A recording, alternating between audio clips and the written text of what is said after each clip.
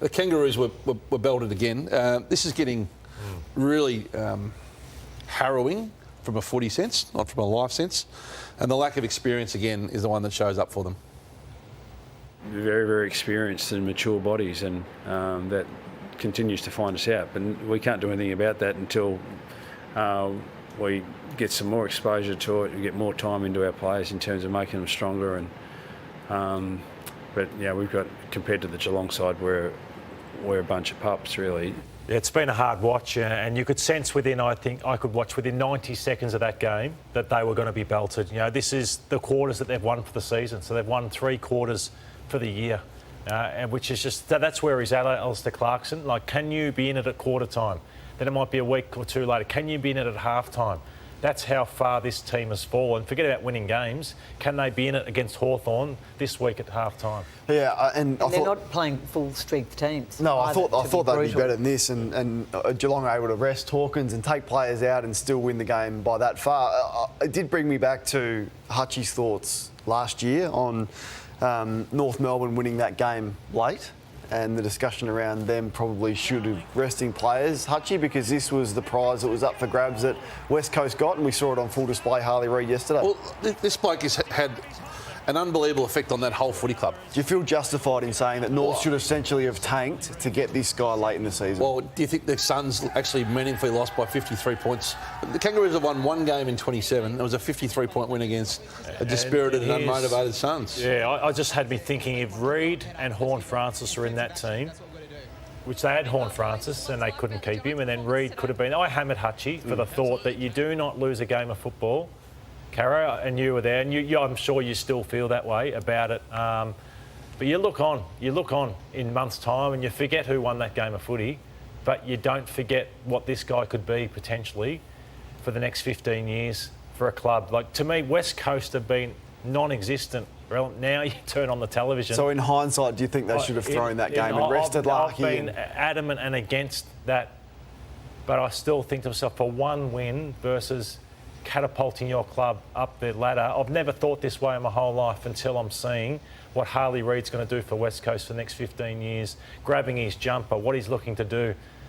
Well, he's made them relevant. And, he's taken that group with him. And right now, North Melbourne are irrelevant, which brings me to the question is, how are they going to keep players? They've done a great job. Larky's re-signed, Simpkins re-signed, Sheasel's re-signed, but this is the reality of it. These are the wins of Ben Mackay's career. He had 8 wins in his whole time at North Melbourne. He's had 3 already this year. Horne-Francis is now up to 20 wins from 27 games at Port Adelaide. And I look at players like Luke Davies-Uniacke, who's played there for 7 years for 18 wins.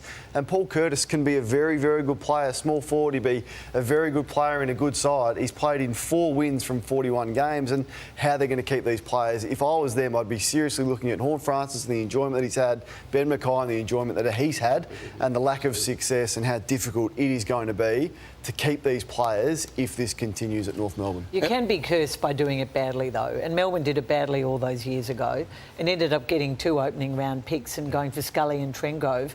Richmond waited and got pick 3, Dustin Martin.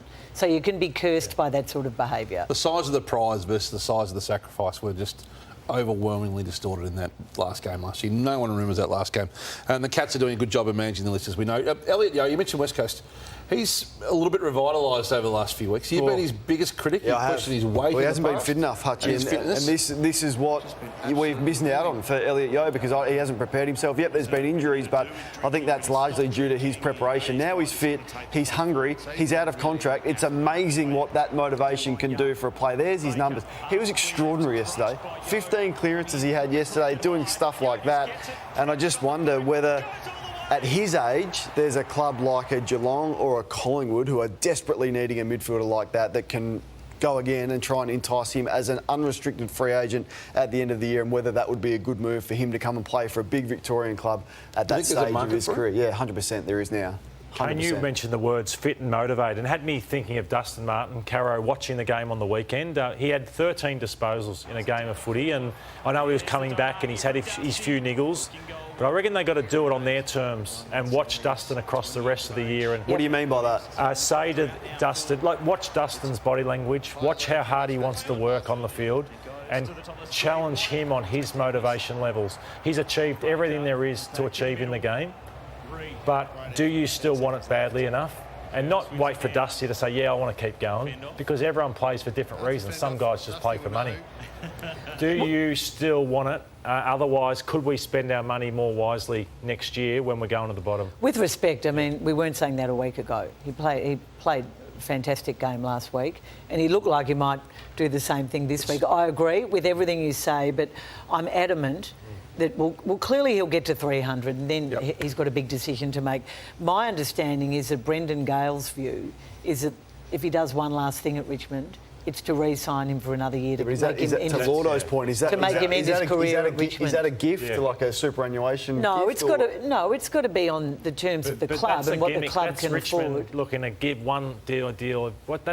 That's really nothing on what Brendan Gale needs to achieve at Richmond. No, but Dustin Martin knows that his brand is going to be significantly improved if he's a one-club player. Yeah, I wasn't talking about him playing somewhere else. I don't think he plays anywhere else. Yeah, it's more around. Well, he's of no use to the Gold Coast. It's the perfect time for him to retire. It's perfect for him. Have a great victory lap for the second half of the year, get to 300, and then go out. He doesn't want to play in a team that we saw lose to one of the worst teams we've seen ever, West Coast, and play with a whole bunch of to quote no-names. you, it's round 5. I understand. They're on track for a 17 good. or 16 finish, though, aren't they? Well, according to you, that's what they should be doing. Well, that gives them a shot to reset.